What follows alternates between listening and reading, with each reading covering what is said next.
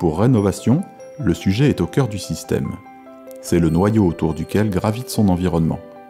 Pour cela, plus de 600 professionnels œuvrent aujourd'hui dans 16 établissements, structures ou services répartis régionalement au plus près des populations.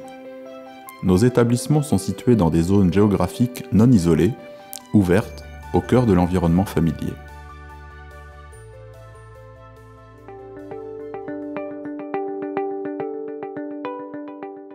Le temps de construction de l'association Rénovation couvre la période de 1948 jusqu'à 1955, année de sa création.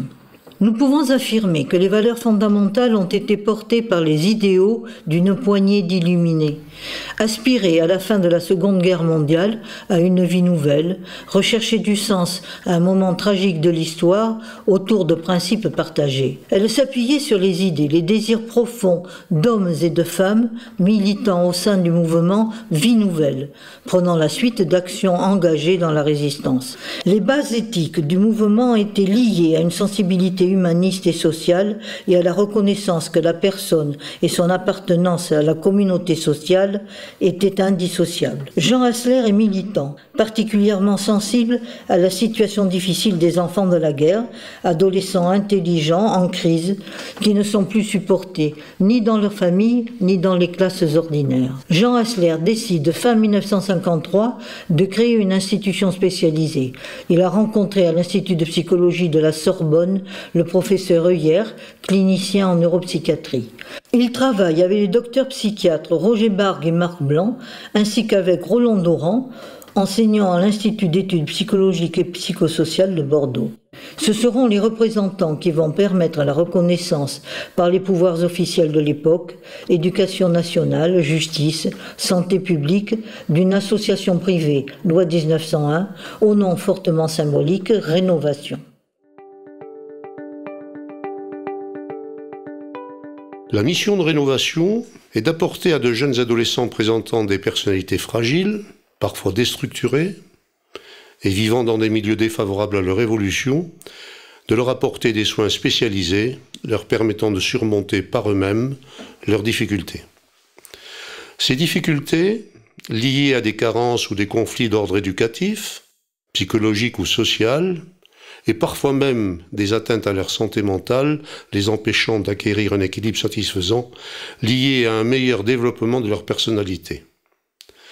Rénovation, dès sa création, a manifesté son ambition de permettre à ces jeunes, à ces sujets, de devenir des personnes libres, créatrices et autonomes. Et cette ambition constitue notre véritable mission et reste aujourd'hui encore notre objectif final. L'association Rénovation accueille dans ses nombreux établissements un public très diversifié. Dans chaque établissement, chaque public est nommé d'une manière différente. Patients, pensionnaires, bénéficiaires. Pour autant, cette richesse sémantique trouve un point de convergence dans la notion de sujet. Le sujet que nous accueillons est un sujet qui souffre, en difficulté, mais c'est un sujet qui agit et qui désire. Ce n'est donc pas une vision normative du sujet, bien au contraire. C'est une personne à qui nous conférons toute l'importance et qui se trouve au cœur de nos préoccupations. L'article 1er de la charte associative illustre parfaitement cette préoccupation. Nous privilégions le sujet, en difficulté certes, mais parlant et existant. Nous sommes à son écoute et notre travail va tendre à ce qu'il redevienne un être en devenir. Nous attachons plus d'importance à l'émergence du sujet qu'aux symptômes qu'il peut présenter et aux référentiels le concernant. Nous savons que la personne est irréductible à toutes les lectures, même pluridisciplinaires. Notre perspective est l'avènement d'une personne libre et créatrice. Notre approche est non ségrégative, considérant que chaque sujet a sa singularité, dont nous construisons avec chaque patient une thérapeutique, un projet, un parcours sur mesure. Pour cela, nous prenons le temps nécessaire pour chacun. Il faut du tact, du respect, il faut être à l'écoute des besoins de chacun, pour que nos dispositifs dont nous sommes responsables soient en adéquation. Implantés depuis la création en Gironde, nous avons développé notre savoir-faire dans les départements des Landes, des Pyrénées-Atlantiques et de Charente-Maritime. Notre cœur de métier se situe autour des troubles du psychisme et nos 16 établissements et services interviennent, par nature peut-on dire, dans les secteurs médico-social, social et sanitaire. Cette diversité est une richesse puisqu'elle permet d'accompagner des enfants, adolescents et adultes en prise à des troubles aux causes et conséquences très diverses. La durée, l'intensité et la nature de notre accompagnement doivent ainsi s'adapter aux besoins de chacun. Les services sanitaires sont au nombre de 4. Nous gérons également 8 établissements et services médico-sociaux. Nous gérons 4 établissements et services dans le champ social. Mais il est essentiel de retenir que nous avons la volonté de travailler en transversalité sur nos territoires pour améliorer la continuité des parcours des personnes que nous accompagnons. Les usagers, les patients, sont avant tout des personnes. Nous devons certes les prendre en charge, mais surtout les prendre en compte, et garder à l'esprit qu'elles peuvent parcourir nos différents dispositifs à différents moments de leur vie. C'est l'institution qui vient s'adapter à eux pour les aider à se réinsérer de façon autonome au sein de la société. Notre structuration est donc à la fois une source de complexité et un atout certain. C'est ce qui fait notre identité et tout l'intérêt de notre association.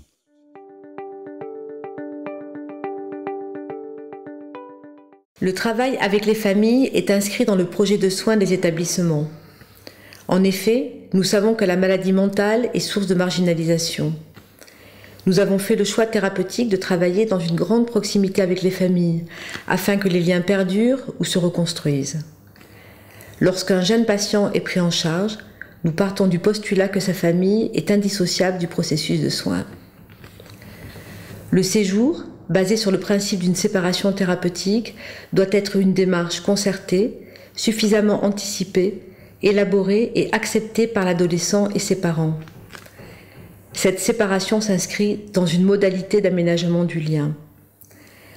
Nous proposons différentes formes d'accompagnement: entretien individuel, travail de groupe, soutien thérapeutique et guidance parentale auxquels les parents et l'entourage sont associés. Rénovation est rentrée, je dirais, au quotidien dans ma vie, puisque tout ce qui touche mon fils, Rénovation en est le tuteur, je dirais. Au niveau de l'accompagnement, j'ai trouvé une écoute, des conseils aussi, en sachant que quand on est un rendez-vous, c'est bien 1 heure d'entretien, il se passe des choses, il se dit des choses, et ça c'est très important.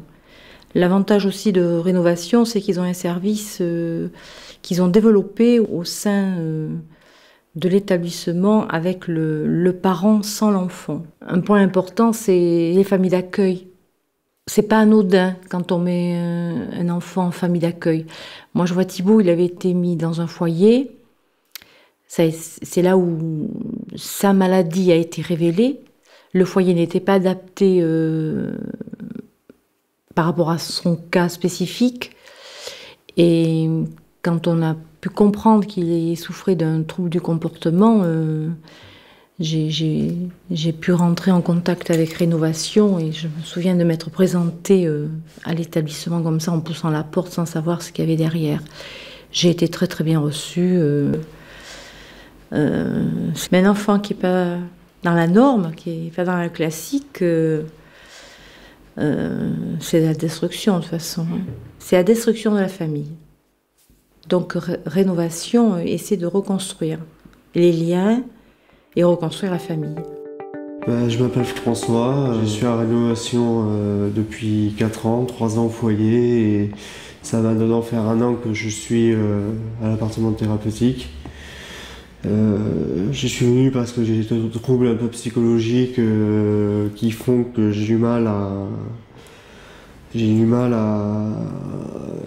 être à l'aise avec moi-même, donc je suis venu à Rénovation justement dans le but d'être plus en confiance avec moi, de faire un travail sur moi aussi, parce que je me suis dit qu'il n'y a pas que les autres qui sont fautifs. C'est aussi à moi de l'interpréter autrement, plutôt que plutôt que du mal-être sur moi-même. Voilà. J'avais affaire à des gens humains, voilà, donc qui ne sont pas là pour juger, qui sont pas là pour donner un régime à l'un et pas aux autres, voilà. Et puis le fait que il y ait une certaine souplesse au niveau des activités, ça m'a permis de me dire que je pouvais faire ces activités sans forcément me mettre de pression. Et puis sinon, j'ai été suivi aussi pendant 2 ans par la psychomotricienne qui m'a appris à me connaître en moi, mes tensions, mes problèmes, me donner des pistes pour mes angoisses, voilà. Donc, et puis c'est vrai que d'avoir à faire, par exemple, la plonge pour cette personne et que ça un tour de rôle, voilà, c'est pas forcément toujours les mêmes qui font la vaisselle, ça m'a permis aussi de me dire que c'était tout à fait normal de participer un peu à ces tâches.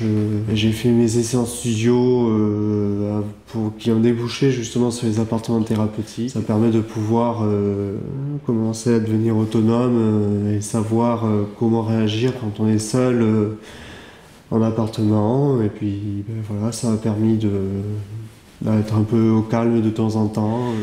Mais en général, voilà, tout s'est bien passé. Je suis devenu autonome, je suis devenu quelqu'un plutôt de confiance quand même. Voilà. Personne ne m'a jugé, personne ne m'a mis de barrière.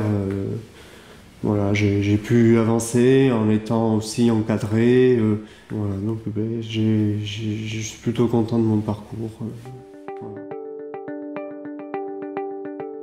Donc la qualité à rénovation. 3 points, simples mais importants. Le premier, c'est que c'est obligatoire, donc il faut le faire. On n'a pas le choix, sinon on a des soucis. Donc, premier point, pas très intéressant, mais fondamental. Deuxième idée, c'est les méthodes. Bon, la qualité, c'est des méthodes, c'est technique, c'est précis, il faut le faire dans certaines conditions, avec certaines méthodes, sinon on n'a pas les résultats qu'on veut. C'est pas là non plus le plus fondamental, mais c'est incontournable. Et puis il y a un troisième point qui m'intéresse plus, parce que là, on touche au fond des choses, c'est-à-dire on touche au fond des valeurs, c'est que la qualité, c'est apporter le meilleur de ce qu'on peut apporter à un patient pris en charge. Mais dans ce meilleur, c'est pas n'importe quel meilleur. C'est-à-dire que la qualité, c'est d'abord savoir ce dont la personne a besoin. Mais ce besoin, c'est pas le besoin que le professionnel veut, c'est aller vers la personne prise en charge pour lui offrir ce dont elle a besoin au sens où elle en a besoin et pas au sens où le professionnel en a besoin. Et de ce point de vue-là, la qualité devient un devoir déontologique, mais de la vraie déontologie, c'est-à-dire de l'obligation que l'on a vis-à-vis du patient. Mais il ne faut pas le voir trop comme ça non plus, parce que cette obligation que l'on a vis-à-vis du patient, c'est aussi une obligation que le professionnel a envers lui-même, parce que la déontologie, c'est d'abord un devoir personnel.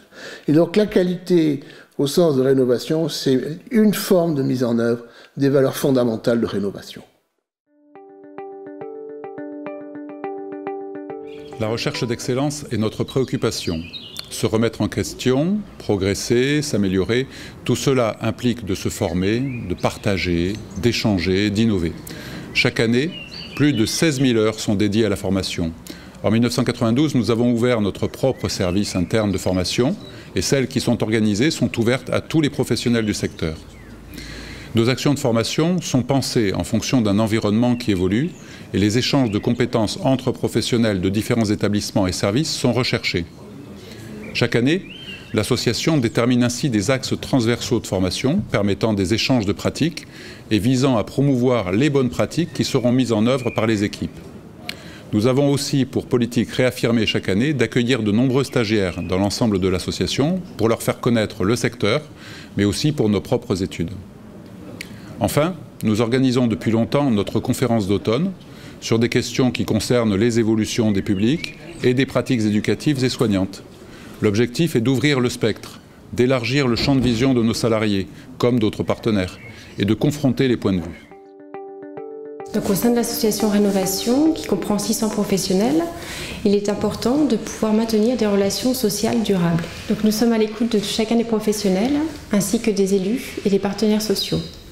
Nous rencontrons les salariés dans le cadre de l'Assemblée Générale qui nous permettent de présenter nos activités, nos services, mais aussi de débattre avec le conseil d'administration. Au-delà du bimestriel Reliance, nous avons mis en place un intranet dénommé Picasso qui permet d'échanger sur nos pratiques entre établissements, mais aussi de communiquer entre salariés. La direction des ressources humaines a pour mission d'accueillir et d'intégrer les nouveaux salariés, de répondre à des questions relatives à la formation professionnelle, à la question de mobilité, à toute question relative aussi à la situation administrative. Le président du comité d'entreprise est le président de l'association qui délègue au directeur général l'ensemble de ses fonctions. Les représentants du comité d'entreprise, titulaires et suppléants, sont élus pour 3 ans. Le comité d'entreprise a pour but d'assurer l'expression collective des salariés, de permettre la prise en compte de leurs intérêts dans les décisions relatives à la gestion et à l'évolution économique et financière de l'entreprise. Le comité d'entreprise est aussi consulté et informé sur les questions concernant l'organisation du travail et la formation professionnelle. Le comité d'entreprise de rénovation propose une aide à la location, une participation aux activités ou aux vacances, une participation financière à la mutuelle obligatoire d'entreprise, un bon d'achat pour chaque départ à la retraite. De plus, les employés ont la possibilité d'adhérer à une caisse de solidarité qui fonctionne grâce aux membres du CE et à l'adhésion de chacun. L'association Rénovation gère plusieurs établissements dans le domaine social, médico-social et sanitaire. Elle reçoit des financements de la part de l'Agence régionale de santé, du Conseil général. Ces budgets sont gérés conjointement par un bureau, un conseil d'administration, une direction générale et les établissements dans un souci de rigueur et de transparence. Cependant, la pérennité de ces financements n'est plus assurée. En effet, les appels d'offres induisent de rendre un service de plus en plus important pour des coûts de plus en plus ajustés et avec des délais de financement de plus en plus courts. L'association est consciente de ces problèmes et devra dans l'avenir, dans sa politique, trouver de nouveaux modes de financement privés tout en gardant ses valeurs. Comme vous le voyez, nous sommes une association diverse, vive et qui veut vivre résolument dans son temps. Nous avons conscience de nos valeurs et de notre savoir-faire, mais aussi de nos manques, d'un environnement aux évolutions constantes et des donneurs d'ordre aux attentes nouvelles. Les modes de prise en charge, en tout cas, ne peuvent plus être les mêmes qu'il y a 50 ans. C'est pourquoi nous nous sommes résolument engagés dans un nouveau projet stratégique associatif en préparant les 5 années à venir. Renforcer la vie associative, assurer la continuité de l'accompagnement, analyser et suivre l'activité, mais aussi bien d'autres thèmes comme la prévention, se loger, vieillir, aider les aidants, s'insérer par le travail, la culture et le sport sont les thèmes de notre futur projet associatif. Et nous sommes là et bien présents pour aider et rendre le meilleur service possible aux personnes dont nous avons la charge.